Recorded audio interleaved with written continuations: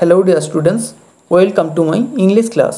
আজকের এই ভিডিওতে আমি ক্লাস 11-এর দ্য স্বামী অ্যান্ড মাদার ওয়ারশিপ এই প্রোজটা নিয়ে আলোচনা করব। তো চলো শুরু করা যাক। দ্য স্বামী অ্যান্ড মাদার ওয়ারশিপ। স্বামী বলতে এখানে স্বামী বিবেকানন্দের কথা বলা হয়েছে, আর মাদার ওয়ারশিপ মানে মাতৃপূজা। দ্য স্বামী and mother warship, Swami Vivekananda এবং মাতৃপূজা বা স্বামী এবং মাতৃপূজা। কে লিখেছেন? সিস্টার নিবেদিতা। প্রথমেই আমরা অথার এবং এই টেক্সট সম্পর্কে কিছুটা জেনে নেব, তারপর আমরা মেন টেক্সটে প্রবেশ করব। দেখো, বলছে sister Nivedita 1867 to 1911 was an Irish teacher, author, social activist, school founder and disciple of Swami Vivekananda. Sister Nivedita, যার সময়কাল ছিল 1867 থেকে 1911 খ্রিস্টাব্দ পর্যন্ত, ছিলেন অ্যান আইরিশ টিচার, আয়ারল্যান্ডের একজন শিক্ষিকা ছিলেন, অথার লেখিকা ছিলেন, সোশ্যাল অ্যাক্টিভিস্ট সামাজিক কর্মী ছিলেন, স্কুল ফাউন্ডার বিদ্যালয়ের প্রতিষ্ঠাতা ছিলেন, and disciple of Swami Vivekananda এবং স্বামী বিবেকানন্দের শিষ্যা ছিলেন। ডিসাইপেল মানে শিষ্যা। Her real name was Margaret Noble, তার আসল নাম ছিল মার্গারেট নোবেল। সে spent her childhood and early youth in Ireland. সে স্পেন্ট মানে তিনি কাটিয়েছিলেন, her childhood and early youth তার শৈশবকাল এবং তার প্রথম দিকের যৌবনের সময়কাল তিনি কাটিয়েছিলেন ইন আয়ারল্যান্ডে। After meeting Swami Vivekananda in London, sister Nivedita travel to Calcutta. After meeting Swami Vivekananda, স্বামী বিবেকানন্দের সঙ্গে সাক্ষাতের পর ইন লন্ডন, কোথায় সাক্ষাৎ করেছিলেন তিনি? লন্ডনে।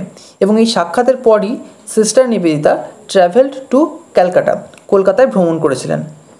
The present text is an excerpt taken from the master as I saw him, written by Nivedita herself.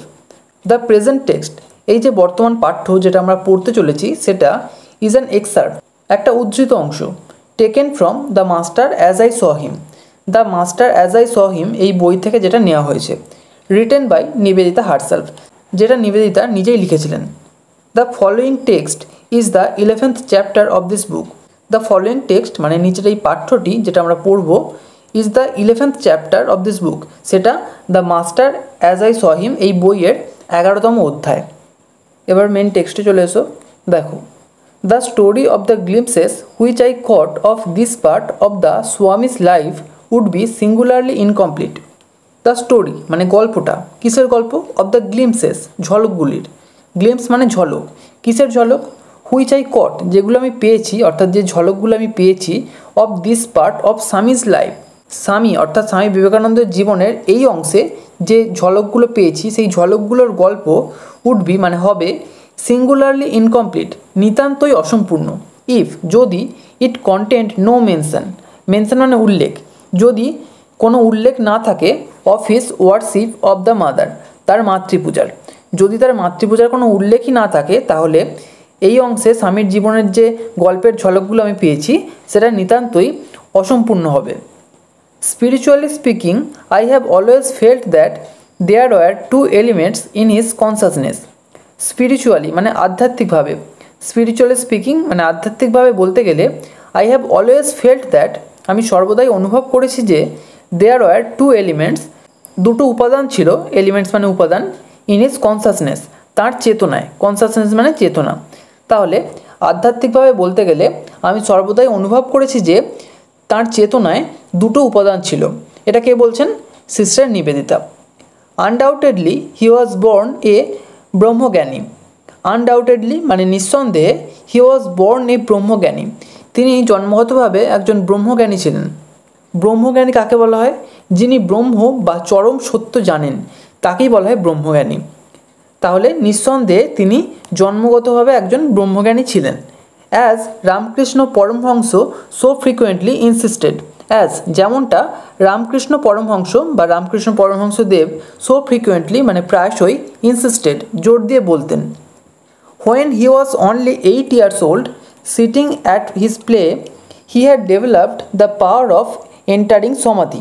When যখন, he was only 8 years old তিনি শুধুমাত্র 8 বছর বয়সী ছিলেন, সিটিং অ্যাট হিজ প্লে খেলতে বসে, হি হ্যাড ডেভেলপড দ্য পাওয়ার তিনি শক্তি আয়ত্ত করেছিলেন।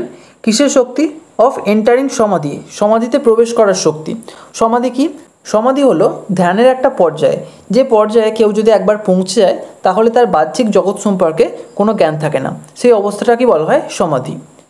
The religious ideas towards which he naturally gravitated were highly abstract and philosophical. The religious ideas, ধর্মীয় ধারণাগুলো, towards which, যেগুলোর প্রতি he naturally gravitated, তিনি স্বাভাবিকভাবে আকৃষ্ট হতেন, were, সেগুলো ছিল highly abstract, মানে গভীরভাবে বিমূর্ত ছিল, and philosophical, এবং দার্শনিক ছিল। মানে সেই ধারণাগুলোর মধ্যে একটা দার্শনিক যুক্তি ছিল এবং সেগুলো অ্যাবস্ট্রাক্ট ছিল, মানে বিমূর্ত, তাদের কোনো আকার ছিল না। যদিও তিনি মাতৃপূজা করতেন, কিন্তু তিনি ঈশ্বরের কোনো নির্দিষ্ট আকারে বিশ্বাস করতেন না। The very verse of those, verse মানে বিপরীত, the very verse of those, ওগুলোর পুরোপুরি বিপরীত। কোনগুলো? এই যে স্বামী বিবেকানন্দের ধর্মীয় চিন্তাভাবনা, সেগুলোর পুরোপুরি বিপরীত। সেগুলো কোনগুলো? Which are commonly referred to, যেগুলোকে সাধারণভাবে উল্লেখ করা হয় অ্যাজ আইডোলেট্রাস। আইডোলেট্রাস মানে পৌত্তলিক বা মূর্তি পুজো, যেগুলোকে মূর্তি পুজো বা পৌত্তলিক ধর্মবিশ্বাস হিসেবে মনে করা হয়, তার একদম বিপরীত ধর্মবিশ্বাস ছিল স্বামী বিবেকানন্দের। তিনিও মাতৃপূজা করতেন, কিন্তু তার ধর্মীয় চিন্তাভাবনার মধ্যে ফিলোসফিক্যাল বা একটা দার্শনিক ব্যাপার ছিল, তার মধ্যে দার্শনিক যুক্তি ছিল, এবং তিনি কি বিশ্বাস করতেন? অ্যাবস্ট্রাক্ট আইডিয়াতে বিশ্বাস করতেন, মানে দেবদেবীর কোনো নির্দিষ্ট আকারে তিনি বিশ্বাস করতেন না। কিন্তু পৌত্তলিকতা বা মূর্তি পুজো, সেখানে কি হতো? নির্দিষ্ট দেবদেবীর মূর্তিতে পুজো করা হতো। তো সেটাই ছিল পার্থক্য।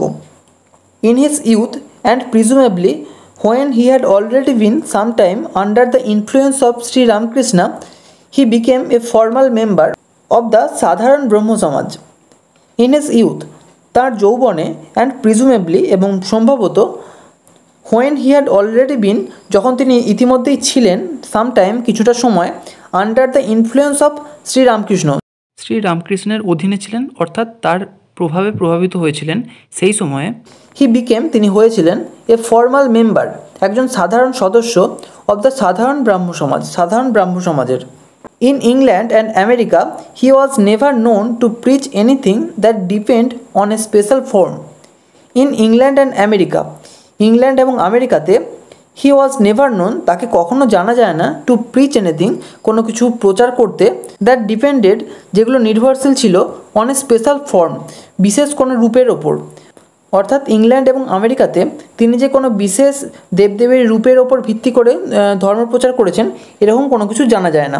কারণ আমরা আগেই জেনেছি যে তিনি দেবদেবীর কোনো নির্দিষ্ট রূপে বিশ্বাসী ছিলেন না, তিনি বিমূর্ত একটা ধারণায় বিশ্বাসী ছিলেন। The realization of Brahma was his only imperative. The realization of Brahma, মানে ব্রহ্মের যে উপলব্ধি, সেটা ওয়াজ, ছিল, হিজ অনলি ইম্পারেটিভ, তার একমাত্র উদ্দেশ্য।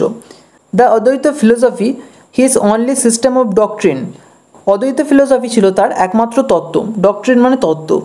The Vedas and Upanishads his sole spiritual authority, Veda এবং উপনিষদ ছিল তার সোল বা একমাত্র স্পিরিচুয়াল অথরিটি, মানে শাস্ত্রিক জ্ঞান। বেদ এবং উপনিষদ ছিল তার একমাত্র শাস্ত্রিক জ্ঞান। And yet side by side with this, it is also true that in India the word mother was for ever on his lips.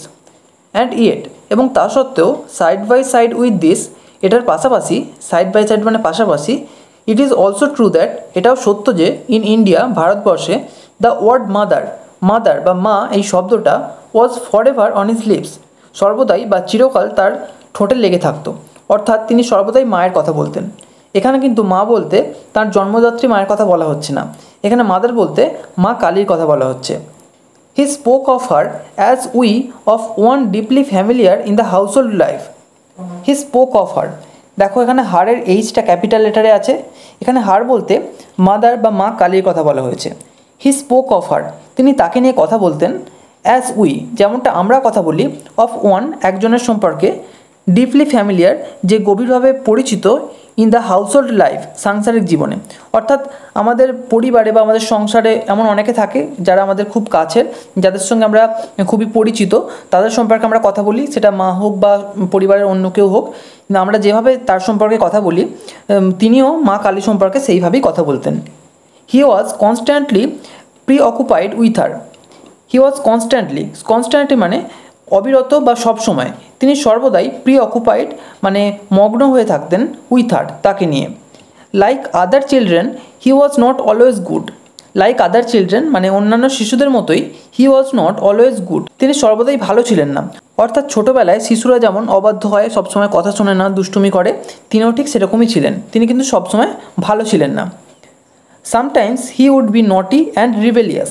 Sometimes মানে কখনো কখনো, হি উড বি তিনি হতেন, নটি মানে দুষ্টু, অ্যান্ড রিবেলিয়াস এবং বিদ্রোহী, কখনো কখনো তিনি দুষ্টু এবং বিদ্রোহী হতেন।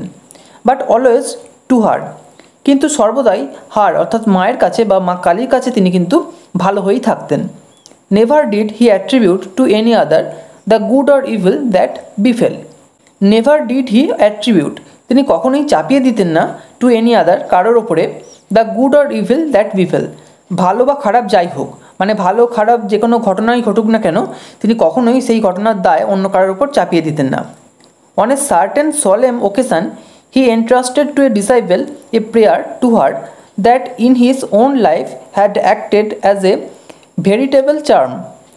On a certain solemn occasion, certain মানে বিশেষ, একটা বিশেষ solemn occasion মানে জাঁকজমকপূর্ণ অনুষ্ঠানে, হি এন্ট্রাস্টেড তিনি দায়িত্ব দিয়েছিলেন, টু এ ডিসাইপল একজন শিষ্যকে, কি দায়িত্ব দিয়েছিলেন, এ প্রেয়ার টু হার, হার অর্থাৎ মাদার বা মায়ের কাছে, মা কালীর কাছে একটা প্রেয়ার করার জন্য বা মন্ত্র উচ্চারণের দায়িত্ব দিয়েছিলেন। That in his own life, যেটা তার নিজের জীবনে, হ্যাড অ্যাক্টেড কাজ করেছিল, অ্যাজ এ ভেরিটেবল চার্ম, ভেরিটেবল মানে যথার্থ, আর চার্ম মানে মন্ত্রশক্তি, যেটা তার জীবনে একটা যথার্থ মন্ত্রশক্তি হিসেবে কাজ করেছিল। সেরকমই একটা মন্ত্র উচ্চারণের দায়িত্ব তিনি তার এক শিষ্যকে দিয়েছিলেন, কার উদ্দেশ্যে, মায়ের উদ্দেশ্যে। অ্যান্ড মাইন্ড এবং মনে রেখো, হি অ্যাডেড সাডেনলি তিনি হঠাৎ করে আরও কিছু যোগ করে বললেন, কি বললেন, turning with what was almost fierceness upon the receiver. Turning মানে ঘুরে, with what was almost fierceness প্রায় ক্ষিপ্রতার সঙ্গে, মানে খুব রেগে গিয়ে এরকম একটা ভঙ্গিতে তিনি ঘুরলেন, আপন দ্য রিসিভার ওই গ্রহীতা বা তার যে শিষ্য যাকে তিনি দায়িত্ব দিয়েছিলেন তার দিকে ক্ষিপ্রতার সঙ্গে ঘুরে তিনি আরও কিছু যোগ করলেন। কি বললেন তিনি, make her listen to you when you say it. Make her listen to you, তাকে তোমায় শুনতে বাধ্য করো, হোয়েন ইউ সে ইট যখন তুমি এটা বলবে, অর্থাৎ যখন তুমি মায়ের কাছে প্রার্থনা করবে, তুমি মাকে তোমার প্রার্থনা বা তোমার কথা শুনতে বাধ্য করবে। None of that cringing to mother, মায়ের কাছে ভয়ে কুঁকড়ে থাকলে হবে না, ক্রিঞ্জিং মানে ভয়ে। রিমেম্বার মনে রেখো, every now and then he would break out with some new fragment of description. Every now and then মাঝে মাঝেই, হি উড ব্রেক আউট তিনি হঠাৎ করে বলে উঠতেন, with some new fragment of description, fragment মানে ক্ষুদ্র অংশ, আর ডেসক্রিপশন মানে বর্ণনা। মাঝে মধ্যেই তিনি হঠাৎ করে কোনো একটা বিষয়ের কিছু ক্ষুদ্র অংশ নিয়ে কিছু কথা বলে উঠতেন। The right hand raised in blessings, the left holding the sword. The right hand মানে ডান হাত, রেজড ইন ব্লেসিং আশীর্বাদের জন্য উত্থিত হয়ে থাকতো। তোমরা নিশ্চয়ই মা কালীর মূর্তি দেখেছো, সেখানে কি দেখা যায়, মায়ের ডান হাত উত্থিত থাকে আশীর্বাদের জন্য। দ্য লেফট মানে বাম হাত, হোল্ডিং দ্য সোর্ড, হোল্ডিং মানে ধরে রাখে, দ্য সোর্ড, সোর্ড মানে এখানে খড়গ, তরবারি নয়, বাম হাত খড়গ ধরে রাখে। Her curse is blessing, curse মানে অভিশাপ, তার অভিশাপই হলো আশীর্বাদ। Would be the sudden exclamation that ended a long reverie, এই যে তিনি বিভিন্ন ধরনের এইসব বর্ণনা দিতেন, এইসব দিতে দিতেই would be the sudden exclamation হঠাৎ করে তিনি চিৎকার করে উঠতেন, দ্যাট এন্ডেড যেটা শেষ করতো, এ লং রেভারি একটা দীর্ঘ মগ্নতা শেষ করতো। মানে এই যে তিনি আধ্যাত্মিক বিভিন্ন বিষয় নিয়ে আলোচনা করতেন, বিভিন্ন কথাবার্তা বলতেন, যখন সবাই এইসব কথার মধ্যে একদম মগ্ন হয়ে যেত, হঠাৎ করেই তার একটা চিৎকারে এই দীর্ঘ যে দিবাস্বপ্ন বা দীর্ঘ মগ্নতা সেটা ভেঙে যেত বা শেষ হতো। Or becoming half lyric in the intensity of his feeling, or becoming half lyric, তার কথাবার্তাগুলো হাফ লিরিক বা অর্ধ ছন্দের ছিল, মানে তিনি ছন্দ মিলিয়ে কথা বলতেন। In the intensity of his feeling, তার অনুভূতির তীব্রতায় এগুলো ধরা পড়তো। Deep in the heart of hearts of our own flashes the blood red knife of Kali. Deep মানে গভীরে, in the heart of hearts of our own তার নিজের অর্থাৎ মা কালীর হৃদয়ের অন্তঃস্থলে গভীরে, ফ্ল্যাশেস ঝলকাতো মা কালীর সেই ব্লাড রেড নাইফ বা রক্তে লাল হয়ে থাকা সেই খড়গ, নাইফ মানে এখানে খড়গ, তো মা কালীর সেই খড়গ যেন ঝলকাতো তার হৃদয়ের অন্তঃস্থলে। Worshippers of the mother are they from their birth.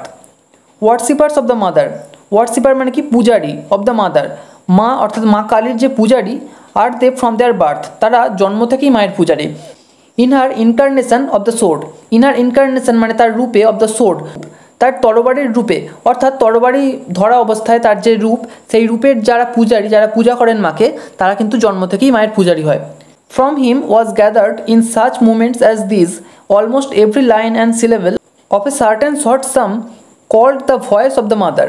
From him was gathered, তার থেকেই জড়ো হয়েছিল, গ্যাদার্ড মানে জড়ো হয়েছিল, in such movement as this এইরকম মুহূর্তগুলো, almost every line and syllable, almost মানে প্রায়, এভরি লাইন প্রত্যেকটা লাইন, অ্যান্ড সিলেবেল এবং সিলেবেল, সিলেবেল বলতে এক নিঃশ্বাস একটা ওয়ার্ডের যতটুকু উচ্চারণ করা যায় সেটাকে সিলেবেল বলা হয়। তো প্রায় প্রত্যেকটা লাইন এবং syllable of a certain short sum, একটা বিশেষ সংক্ষিপ্ত স্তোত্রের, সাম মানে স্তোত্র, এখানে সামের পি আর এল এর উচ্চারণ হবে না, উচ্চারণটা হবে সাম। তো এই বিশেষ সংক্ষিপ্ত স্তোত্রের প্রায় প্রত্যেকটা লাইন এবং সিলেবেল, সেটাকে কল্ড মানে বলা হতো the voice of the mother, মায়ের কণ্ঠস্বর। Which I রোট and published about this time, which যেটা, আই রোট আমি লিখেছিলাম, এখানে আই বলতে সিস্টার নিবেদিতার কথা বলা হয়েছে, যেটা আমি লিখেছিলাম, অ্যান্ড পাবলিশড এবং প্রকাশ করেছিলাম, অ্যাবাউট দিস টাইম ওই সময়ে। I worship the terrible, he was continually saying, I worship the terrible, worship মানে পূজা করা, আর টেরিবল মানে ভয়ঙ্করী, আমি ভয়ঙ্করীর পূজা করি। হি ওয়াজ কন্টিনিউয়ালি সেইং, তিনি অনবরত বলতেন। এখানে কিন্তু আই ওয়ার্শিপ দ্য টেরিবল এই লাইনে আই বলতে কিন্তু স্বামী বিবেকানন্দের কথা বলা হয়েছে। অ্যান্ড ওয়ান্স এবং একবার, it is a mistake to hold that with all men pleasure is the motive, it is a mistake এটা একটা ভুল, টু হোল্ড দ্যাট এটা ভাবা যে, উইথ অল মেন মানে সমস্ত মানুষেরই, pleasure is the motive, pleasure মানে সুখ, আর মোটিভ মানে উদ্দেশ্য, সমস্ত মানুষের উদ্দেশ্য হলো সুখ পাওয়া, এটা ভাবা কিন্তু ভুল। Quite as many are born to seek after pain, quite as many are born অনেকেই জন্মেছে, টু সিক খুঁজতে, আফটার পেন যন্ত্রণার পর, মানে যখন জীবনে যন্ত্রণা আসে বা কোনো খারাপ সময় আসে, তারপরের যে জিনিসটা জীবনে আসে বা যে শিক্ষাটা আসে সেটাকে খুঁজে নেওয়ার জন্যও অনেকে কিন্তু জন্মায়। Let us worship the terror for its own sake, let us worship চলো পূজা করা যাক, দ্য টেরর ওই ভয়ঙ্করীর, ফর ইটস ওন সেক ইহার নিজের জন্য। He had a wholehearted contempt for what he regarded as squeamishness or mockishness, he had তাঁর ছিল, a wholehearted contempt, wholehearted মানে হৃদয় জুড়ে, আর কন্টেম্প্ট মানে বিদ্বেষ, তাঁর হৃদয় জুড়ে বিদ্বেষ ছিল, for what he regarded as যেটাকে তিনি মনে করতেন, স্কুইমিশনেস মানে খুঁতখুতানি, অর মকিশনেস অথবা ন্যাকামি। He wasted few words on me when I came to him with my difficulties about animal sacrifice in the temple, he wasted few words তিনি অল্প কয়েকটা শব্দ খরচ করেছিলেন, অন মি আমার ওপর, হোয়েন আই কেম টু হিম যখন আমি তার কাছে এসেছিলাম, উইথ মাই ডিফিকাল্টিস আমার সমস্যাগুলি নিয়ে, about animal sacrifice in the temple, temple মানে মন্দির, মন্দিরে অ্যানিম্যাল স্যাক্রিফাইস বা পশু বলি নিয়ে আমার যে সমস্ত সমস্যা ছিল সেগুলো নিয়ে আমি যখন তার কাছে এসেছিলাম, তিনি আমার ওপর মাত্র অল্প কয়েকটা শব্দ খরচ করেছিলেন। এটা কে বলছেন? ভগিনী নিবেদিতা বলছেন। He made no reference as he might have done, he made no reference তিনি কোনো প্রসঙ্গ টানেননি, রেফারেন্স মানে প্রসঙ্গ, as he might have done যেটা তিনি করতে পারতেন, টু দ্য ফ্যাক্ট দ্যাট ওই বিষয়ের প্রতি বা ঘটনার প্রতি যে, মোস্ট অফ আস আমাদের মধ্যে বেশিরভাগই, লাউডলি মানে উচ্চস্বরে, as we may attack this আমরা এটাকে আক্রমণ করতে পারি, have no hesitation in offering animal sacrifice to ourselves, আমরা যারা এই ঘটনার প্রতি উচ্চস্বরে আক্রমণ করতে পারি বা প্রতিবাদ করতে পারি তাদের হ্যাভ নো হেজিটেশন মানে কোনো রকম দ্বিধা নেই, ইন অফারিং অ্যানিম্যাল স্যাক্রিফাইস পশু বলি দিতে, টু আওয়ার সেলভস আমাদের নিজেদের জন্য, অর্থাৎ আমরা নিজেদের খাদ্যের জন্য বা নিজেদের আমোদ প্রমোদের জন্য পশু বলি দিতে পারি, কিন্তু যখনই কোনো মন্দিরে কোনো পূজা অর্চনার জন্য কোনো পশু বলি দেওয়া হয় তখনই আমরা প্রতিবাদ করি, তখনই আমাদের বিষয়টা আর পছন্দ হয় না। He offered no argument as he easily might have done, he offered no argument তিনি কোনো তর্ক করেননি, as he easily might have done যেটা তিনি সহজেই করতে পারতেন, regarding the degradation of the butcher and the slaughterhouse, regarding কী সম্পর্কে, দ্য ডিগ্রেডেশন মানে অধঃপতন, অফ দ্য বুচার, বুচার মানে কসাই, অ্যান্ড দ্য স্লটার হাউস এবং কসাইখানা, আন্ডার দ্য মডার্ন সিস্টেম এই মডার্ন সিস্টেম বা আধুনিক প্রথায় কসাইখানা এবং কসাইদের যে অধঃপতন বা অবনমন সেটার বিষয়ে তিনি সহজেই কিছু বলতে পারতেন, কিন্তু তিনি কোনো রকম তর্ক বিতর্কে যাননি। Why not a little blood to complete the picture was his only direct reply to my objection, why not a little blood কেন অল্প একটু রক্ত নয়, টু কমপ্লিট দ্য পিকচার এই ছবিটা সম্পূর্ণ করতে, অর্থাৎ চারিদিকে হাজার হাজার লক্ষ লক্ষ পশু বলি দেওয়া হচ্ছে মানুষের স্বার্থে, মানুষের আমোদ প্রমোদের জন্য, মানুষের খাদ্যের জন্য। তাহলে মন্দিরে একটা বা দুটো পশু বলি করলে তাতে অসুবিধাটা কোথায়, সেটাই তিনি বলতে চাইছেন। এবং সেটাই ছিল হিজ অনলি ডিরেক্ট রিপ্লাই, তার একমাত্র সরাসরি উত্তর টু মাই অবজেকশন, আমার এই অবজেকশন বা বিরোধিতার প্রতি। And it was with considerable difficulty that I elicited from him and from another disciple of Sri Ramakrishna sitting near. And it was with considerable difficulty, এবং এটা ছিল বিবেচনাযোগ্য সমস্যার একটা বিষয়, দ্যাট আই এলিসিটেড, যেটা আমি লাভ করেছিলাম, ফ্রম হিম, তার কাছ থেকে, মানে এই বিষয়ে তার কাছ থেকে আমি মতামত লাভ করেছিলাম। And from another disciple of Shri Ramakrishna, এবং শ্রী রামকৃষ্ণের আরও একজন শিষ্যের কাছ থেকে, সিটিং নিয়ার, যিনি কাছেই বসেছিলেন। The actual facts of the more austere side of Kali worship. The actual facts মানে প্রকৃত বিষয়গুলো বা ঘটনাগুলো, of the more austere side, আরও কঠিন বিষয়ের, of Kali worship, কালী আরাধনার আরও কঠিন বিষয়গুলোর প্রকৃত যে ঘটনা সেগুলো আমি লাভ করেছিলাম তাদের কাছ থেকে। দ্যাট সাইড, ওই দিকটা, হুইচ হ্যাজ ট্রান্সেন্ডেড, যেটা ছাড়িয়ে গেছে, দ্য স্যাক্রিফাইস অফ আদার্স, অন্যান্যদের সমস্ত ত্যাগকে ছাড়িয়ে গেছে বা অন্যান্যদের সমস্ত উৎসর্গকে ছাড়িয়ে গেছে।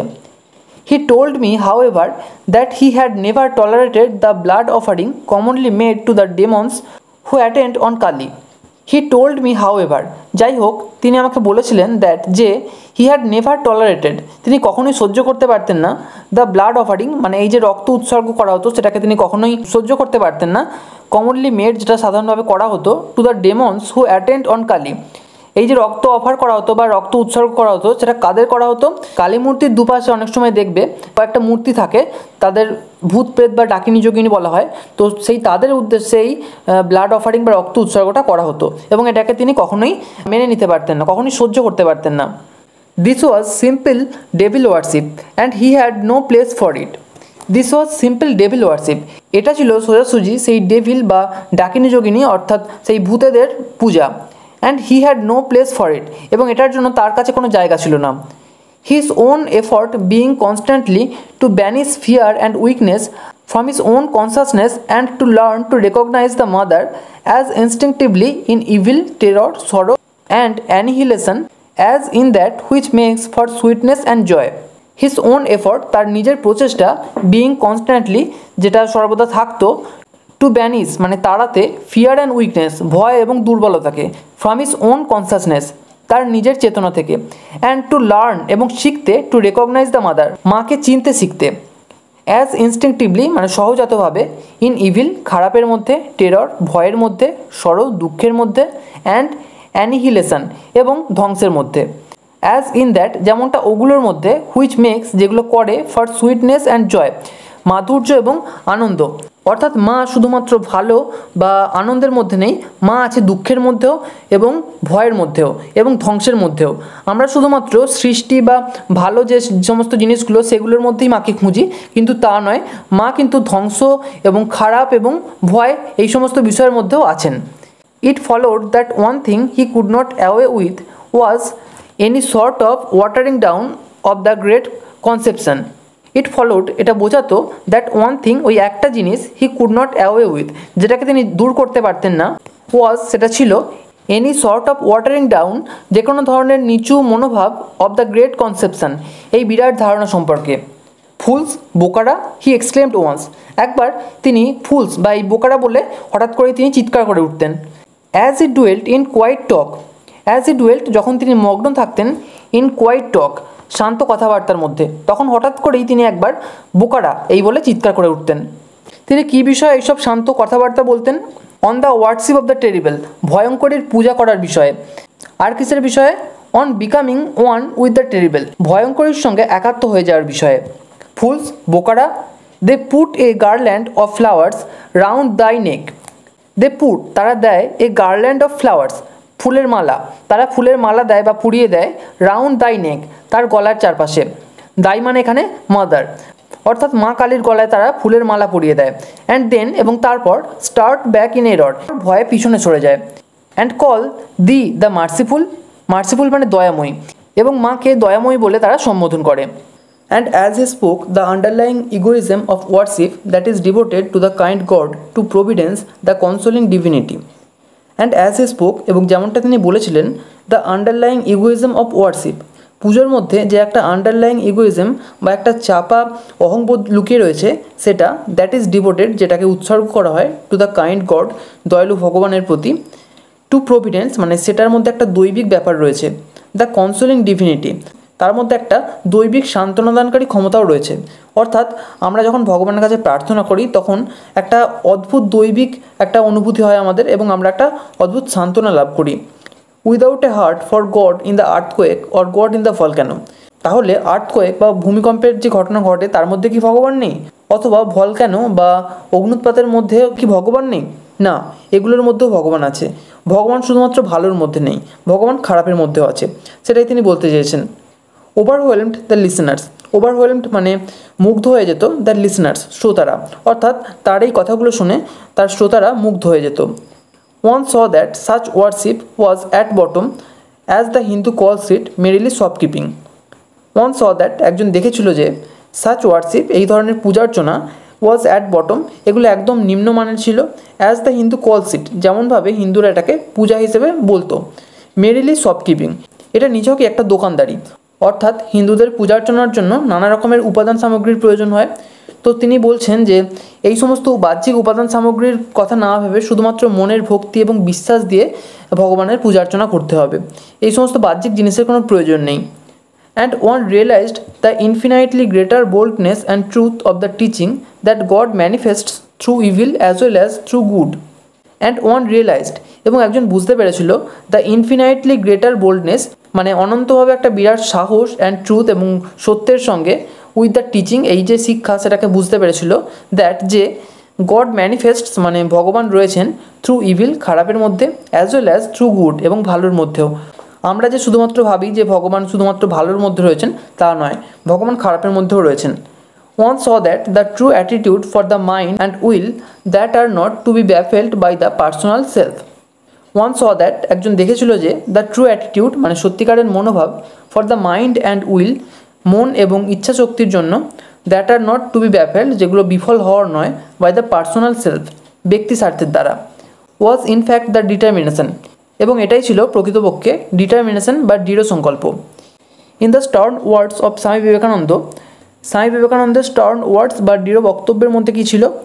তিনি বলেছিলেন, to seek death not life, to hurl oneself upon the source point, to become one with the terrible for এভারমোর।